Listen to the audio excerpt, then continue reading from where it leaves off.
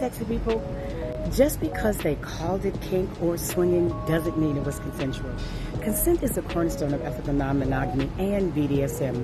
Yet misconceptions abound, especially when high-profile cases, like the current sex trafficking case we're all watching out of New York, blur the lines between consensual practices and abuse. Hi, I'm Taylor Sparks, your ethical non-monogamy coach and sex goddess. I was recently being interviewed on a radio show, and the host she made reference to this case and how it relates to non-monogamy. Let's set the record straight. These things are not the same. When terms like swinging or freak-offs are thrown around, especially in high-profile case situations, it's easy for people to confuse sensationalized sexual experiences with consensual lifestyle dynamics like ethical non-monogamy or BDSM. But here's the truth. What someone calls it doesn't make it the truth or consensual. Ethical non-monogamy, or ENM, encompasses relationship structures where all parties agree to engage in non-exclusive romantic or sexual relationships. Key elements include informed consent. Every individual is fully aware and agrees to the relationship dynamics. Open communication, regular, honest discussions about needs, boundaries, and feelings. Mutual respect, recognizing and validating each person's autonomy and choices. E&M is about building trust and understanding, not secrecy or coercion. And here's a better understanding of BDSM. BDSM stands for bondage and discipline, dominance and submission, sadism and masochism.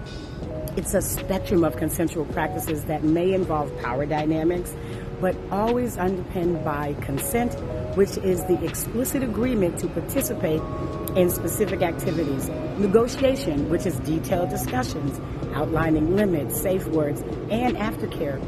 Trust, a deep level of trust between the participants to ensure that safety and mutual satisfaction. BDSM is not about harm. It's about exploring boundaries safely and consensually. So, how does one recognize abuse? Well, because abuse can sometimes wear the mask that looks like ethical non-monogamy or BDSM.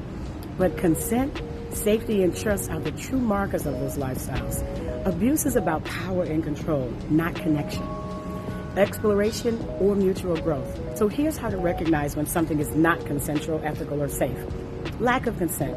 Activities occur without clear, informed agreements, especially if consent is assumed or manipulated. Coercion. One person feels pressured, guilted, or threatened into participation. Isolation. The partner is cut off from friends, family support, or financial independence. And control. Someone dictates how their partner lives, dresses, earns money, receives medical care, or interacts with others. And then there's fear. If you're scared to express yourself, to say no or leave, that's not consent. That's control.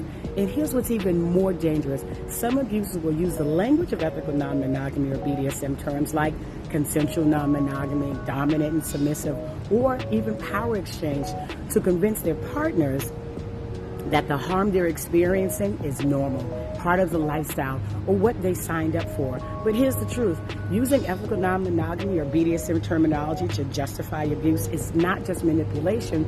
It's a violation of these values that these communities are built on. No contract, no label, or no dynamics removes your right to say no, set boundaries, or walk away. If you're ever unsure, ask yourself, do I feel free to say no without punishment or guilt? Do I have equal say in what we're doing? Do I feel safe, respected, and emotionally heard? And if the answer is no, that's not ethical non-monogamy. That's not BDSM. That's abuse. And this is where the importance of education and awareness comes in. Understanding the principles of ethical non-monogamy and BDSM are essential. Educate yourself from reputable sources and healthy practices. Communicate openly. Foster an environment where all parties feel safe to express themselves. Seek support.